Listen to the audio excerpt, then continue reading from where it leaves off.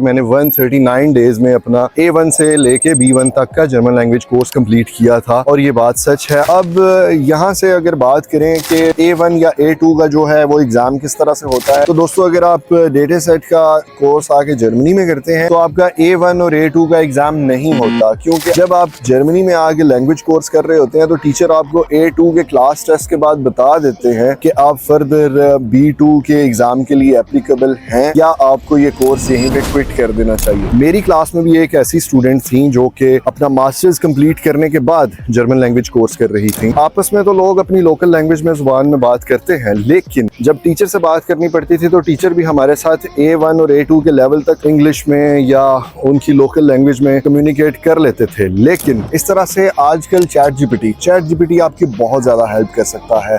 जब आप chat GPT को कोई भी अपना मसला बताते हैं कि मुझे ये जुबान मेरी लोकल है और मुझे जर्मन लैंग्वेज सीखनी है, तो वो आपको बड़े आसान लफ्जों में बड़े अच्छे सेंटेंसेस बना के दे सकता है।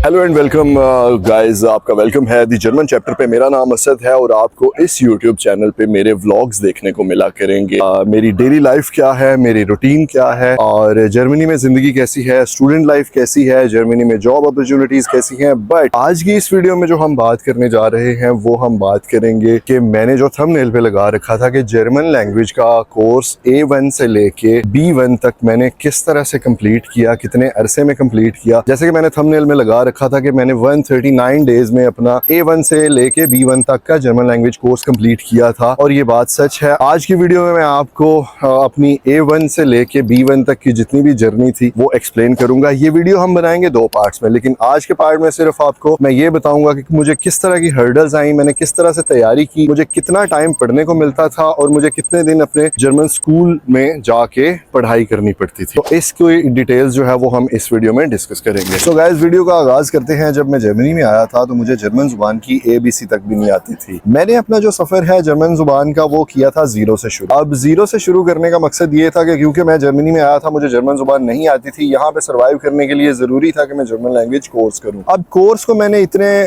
छोटे अरसे में कैसे कंप्लीट किया? मैंने जो कोर्स किया उसका नाम था डेटा सेट जर्मन जुबान में कहते हैं। अगर हम इसकी इंग्लिश में बात करें तो इसको D, T और Z के नाम से जाना जाता है। और ये कोर्स जो है वो 3 तरह से आप कर सकते हैं। अगर आप बिल्कुल भी पढ़े लिखे नहीं हैं, आप अंडर मैट्रिक हैं, तो फिर आप इस कोर्स को 1.5 साल के अरसे में कंप्लीट कर सकते हैं। और अगर आप पढ़े लिखे हैं तो फिर आपको ये कोर्स मैं जो सजेस्ट करूंगा वो यही होगा कि आपको 6 महीने में कंप्लीट कर लेना चाहिए, ताकि आप जो है वो B1 के सर्टिफिकेट के बाद कहीं पे बहुत सारी ऐसी जॉब्स होती हैं जो आपको B1 सर्टिफिकेट आपसे मांगती हैं। लेकिन सबसे अच्छी बात यही है कि आप इसको जर्मनी में रह के अगर जर्मन जुबान सीखें तो बहुत ज्यादा सीखने की कोशिश करें। C1 तक का मेरा अपना प्लान है जाने का, और जो मैंने B1 का सफर खत्म किया था वो मैंने जैसे कि आपको बताया 139 डेज में किया था। अब होता कुछ यूं है कि मुझे हर मंडे से लेके फ्राइडे तक की 4 घंटे की क्लास लेनी पड़ती थी और ये सिलसिला जारी रहा मेरा जनवरी से लेके जुलाई तक। दरमियान में कुछ 1-2 वीक्स ऑफ आ गए, कुछ सैटरडे संडे की छुट्टी हुआ करती थी। जो मेरे पढ़ने के दिन थे, स्कूल जाने के दिन थे मेरे पास, वो सिर्फ 139 डेज थे। अब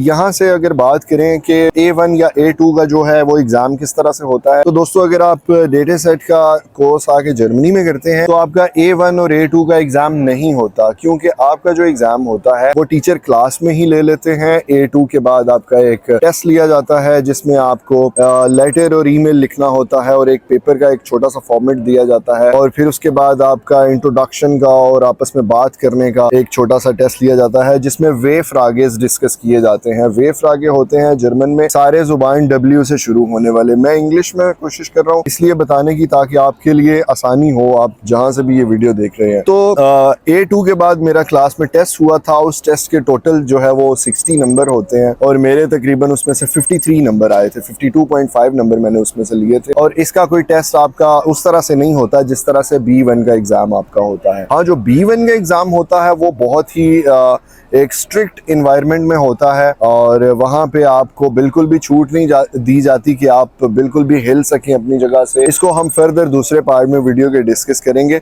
जहां तक बात है अब B2 तक के, B1 तक के लेवल तक जाने की, तो जैसे ही मैंने A2 का एक हमारा, मैं जब बता रहा हूँ कि क्लास में ही एग्जाम हुआ था, उसका क्लास में ही हमने पेपर दिया था, मेरे बड़े अच्छे नंबर आए थे। जब आप जर्मनी में आके लैंग्वेज कोर्स कर रहे होते हैं तो टीचर आपको A2 के क्लास टेस्ट के बाद बता देते हैं कि आप फर्दर B2 के एग्जाम के लिए एप्लीकेबल हैं या आपको ये कोर्स यहीं पे क्विट कर देना चाहिए। तो मेरे कुछ ऐसे क्लास फेलोज थे जिन्होंने दरमियान में कोर्स जो है वो क्विट कर दिया था। तो गाइज, अगर आप मेरी एज अ स्टूडेंट ये वीडियो देख रहे हैं तो उसमें मैं आपको यही बताऊंगा कि जर्मनी में अगर आ चुके हैं आप और आप पढ़ रहे हैं और आगे आपका जर्मन लैंग्वेज करने का प्लान है तो आपको जरूर जर्मन लैंग्वेज करनी चाहिए और डेटा सेट का ही एग्जाम देना चाहिए, मैं ये आपको कहूंगा, क्योंकि ये एक तो बहुत ही कम अरसे में आप कंप्लीट कर लेते हैं। मेरी क्लास में भी एक ऐसी स्टूडेंट थी जो कि अपना मास्टर्स कंप्लीट करने के बाद जर्मन लैंग्वेज कोर्स कर रही थी और उनकी जो है वो जर्मन काफी अच्छी थी। उसकी वजह ये है कि एक तो उनको पढ़ते हुए यहाँ पे काफी टाइम हो गया था, दूसरा ये है कि वो रिसेंटली अपना मास्टर्स कंप्लीट करके आ रही थी तो उन्हें जर्मन जुबान सीखने में कोई मसला नहीं था और वो डायरेक्ट आई भी A2 की क्लास में थी। A1 का जो लैंग्वेज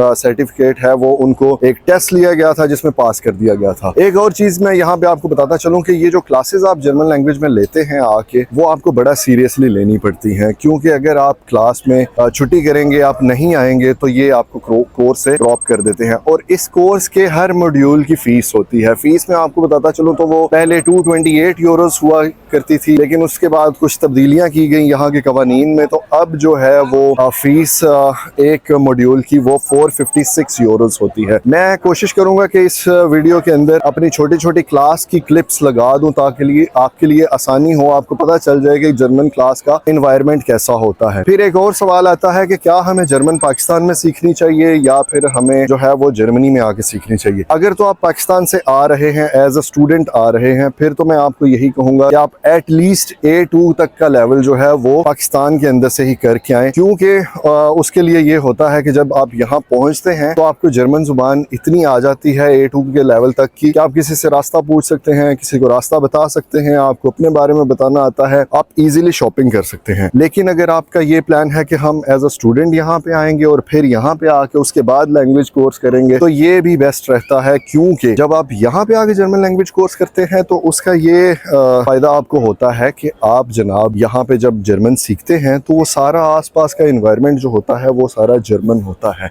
जर्मन किस तरह से होता है कि आपके जितने भी टीचर्स होते हैं वो आपके साथ जर्मन जुबान में बात करते हैं। आपकी क्लास में जब आपको बात करने का मौका मिलता है तो वो भी आप जर्मन जुबान में ही बात करते हैं। अब हमारा ये सीन था, क्योंकि जो मेरे साथ स्टूडेंट जर्मन लैंग्वेज कोर्स कर रहे थे वो डिफरेंट कंट्रीज से आए हुए थे, कुछ तुर्की से थे, कुछ सीरिया के लोग थे, इसी तरह से कुछ यूक्रेन से आए हुए लोग थे और 2-3 पाकिस्तानी भी थे। आपस में तो लोग अपनी लोकल लैंग्वेज में जुबान में बात करते हैं, लेकिन जब टीचर से बात करनी पड़ती थी तो टीचर भी हमारे साथ A1 और A2 के लेवल तक इंग्लिश में या उनकी लोकल लैंग्वेज में कम्युनिकेट कर लेते थे। लेकिन जब बात आती है कि आप B1 लेवल में आ जाते हैं, फिर आपके टीचर आपके साथ किसी भी और जुबान में बात करना खत्म कर देते हैं। फिर आपको यही कहा जाता है कि आप क्लास के अंदर जर्मन जुबान में ही बात करेंगे। तो यहाँ पे आके क्लासेस लेने का बहुत फायदा होता है, उसके वजह से आप जो है वो कोर्स बड़ी जल्दी से कंप्लीट कर जाते हैं। और जैसे कि मैंने आपको बताया कि मैंने अपना कोर्स जो है वो 139 डेज में कंप्लीट कर लिया था। और ये जर्नी किस तरह से रही, ये जर्नी बिल्कुल भी मुश्किल नहीं थी, क्योंकि मैंने जर्मन जुबान को बहुत सीरियसली लिया था। सीरियसली लेने की वजह ये थी कि दोस्तों देखें, अगर आपने जर्मनी में रह के सर्वाइव करना है आगे और आगे आपने फर्दर यहाँ पे काम करना है, तो उसके लिए आपको जुबान का आना इंतहाई जरूरी होता है। अब जर्मन लैंग्वेज की जो है वो A1 से लेके B1 तक की तैयारी के लिए आपको क्या कुछ करना पड़ता है, क्या पढ़ना पड़ता है। अगर आप मेरी तरह से फास्ट कोर्स करेंगे तो आपको एक तो ये है कि ये जर्मन की कुछ बुक्स दी जाती हैं, आपको उन किताबों से पढ़ना होता है। A1 और A2 का लेवल जो होता है वो फुली ग्रामर से भरा हुआ होता है, आपको बहुत ज्यादा ग्रामर सिखाई जाती है और जितनी ग्रामर आप सीख लेंगे उतना ही आप बेहतर जर्मन बोल सकते हैं। क्योंकि जब आप